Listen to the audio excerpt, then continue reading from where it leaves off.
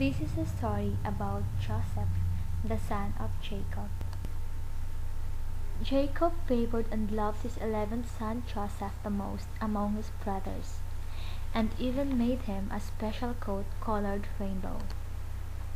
One night, Joseph dreamed that he and his brothers were binding bundles of corn in the field, and that his brothers' bundles bowed down to his bundle. Another night, he dreamed that the sun, the moon, and 11 stars bowed before him. Joseph told his father and his brothers about these dreams. This made the brothers more jealous and full of hate towards him. One day, when they were all away from home, the bad brothers threw Joseph into an empty well after tearing off his coat which his father had given him. The brothers returned home with a piece of Joseph's coat and told their father that a beast killed Joseph. While Joseph was in the empty well, a caravan of merchants passed by. They picked him up and took him with them to Egypt as a prisoner. Joseph found himself a slave in Egypt, but he was loved and trusted by the people around him. Joseph was tempted by his master's wife, but didn't succeed and accused him of the crime he never. One day, Pharaoh, the king of Egypt, had a dream where he saw 7 fat cows on the river Nile.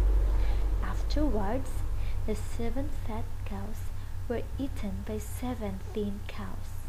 Joseph was known to have the ability to explain dreams, so he was called to the house of Pharaoh.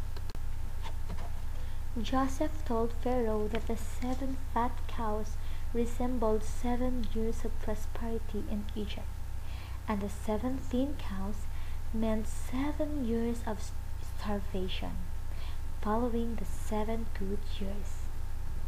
Pharaoh was to choose a wise man who would store food in the years of plenty to be used in the years of famine.